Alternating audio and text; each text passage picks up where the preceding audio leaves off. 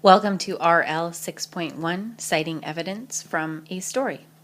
Before you begin with the lesson, please make sure that you have the proper handout and something to write with. If you have both of those things, let's go ahead and begin. Please always make sure that you begin by writing your name on the line that says name. Also, please make sure that you include today's date so that we can keep track of when you are reviewing each of these different standards. Today's lesson has to do with reading literature, so that's stories, and it has to do with citing evidence. There are two key terms that we need to know, and these are our words to know. You should have heard both of these key terms just throughout practicing with class, but it's helpful to have a review of them right in front of you. Our first word to know is the word evidence.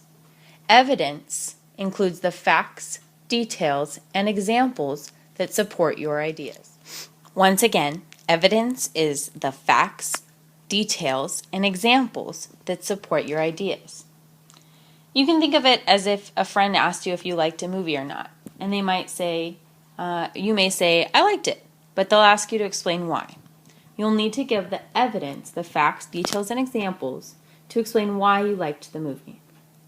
Our next key term to know is the word citing. You often hear these phrases together, citing evidence.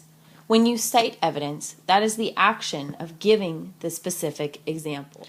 Once again, citing is giving the specific example. When you put it together, citing evidence to support an idea or point of view shouldn't be so new to you. In class, I often want you to be specific in giving evidence to support your opinion, even in our daily grammar practice. I'll ask questions until you get to the answer. Citing evidence helps you show that you understand a story. It can also help you prove an opinion.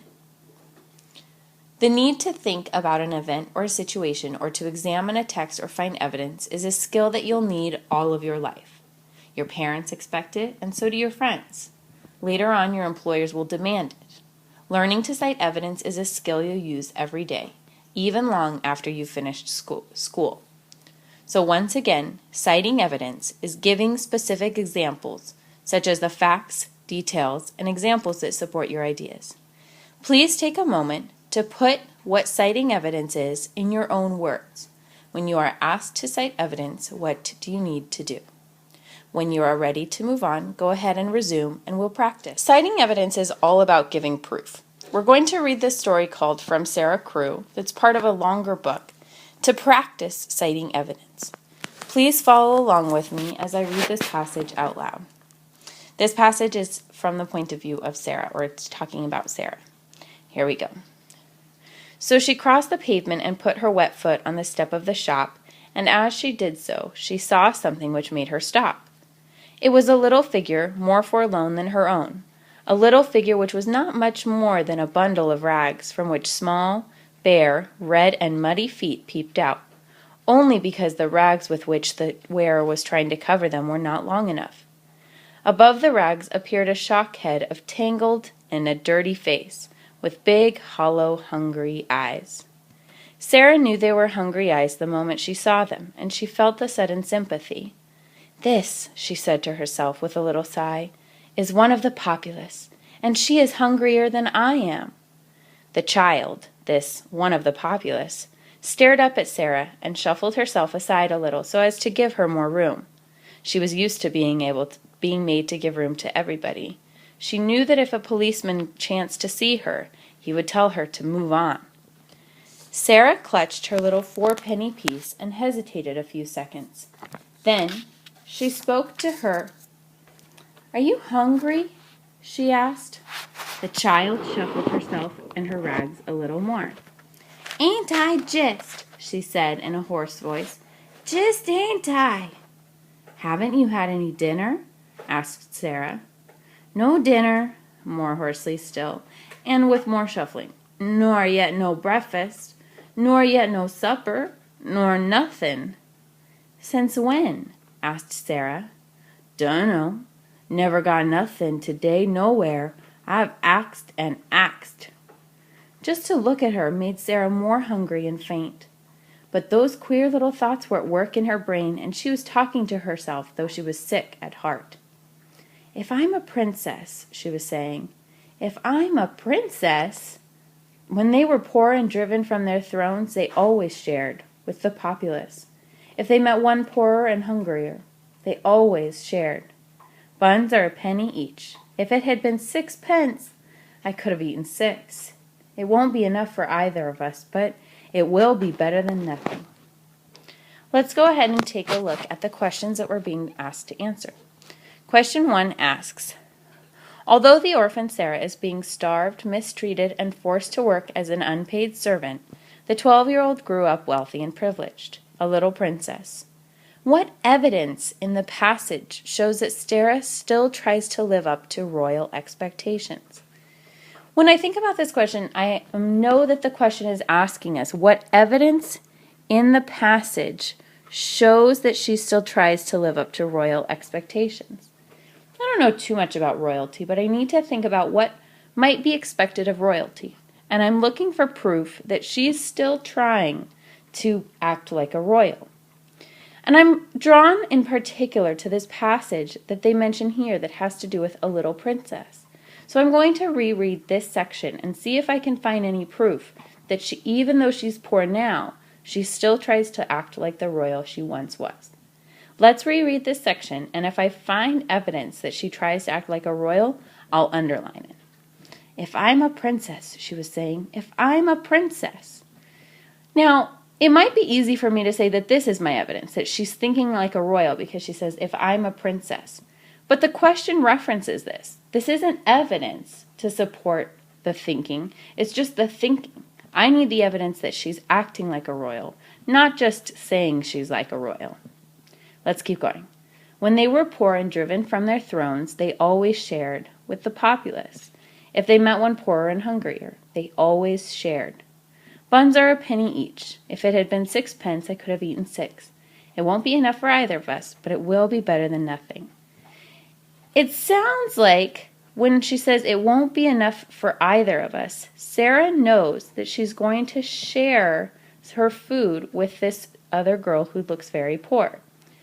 And I also saw that in her passage, or in her description as she thinks about being a royal, she talks about how they would always share, even when they were really poor. I'm going to circle this part. They always shared. I think that's my evidence right now, is that even when she was a royal, they always shared. And she wants to keep acting like a royal, so she's going to share with this other student, or the other kid.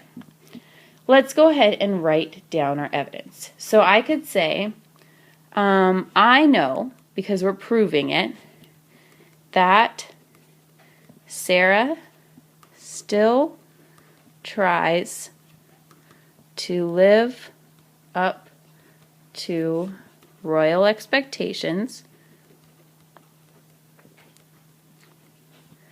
because, and this is where I find my direct evidence, and it's right here, because she's going to share her food even though she's poor too.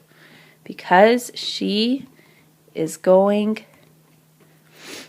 to share her food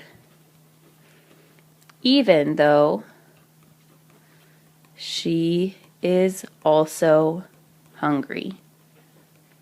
She learned to share as a royal, so she's continuing to act and live up to royal expectations by sharing. It's time for the hidden gem of today's video lesson. You can record it in your passport. That today's secret treasure is a tiny gold present. Pretty cute, isn't it?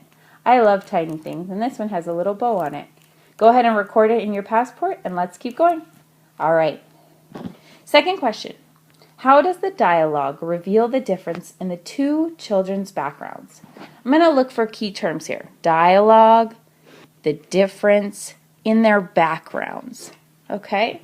So that is asking me, like, okay, how is the talking, the conversation that they have, showing me that these two girls are different or that they come from different environments?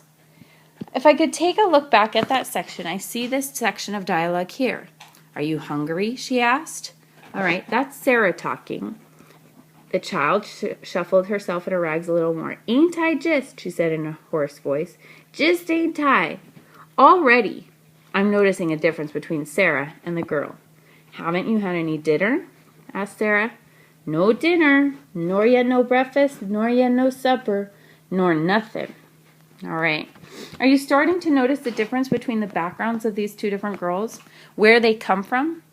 So I would say, for example, that it looks like Sarah comes from a more higher class background because she speaks more properly than the girl does.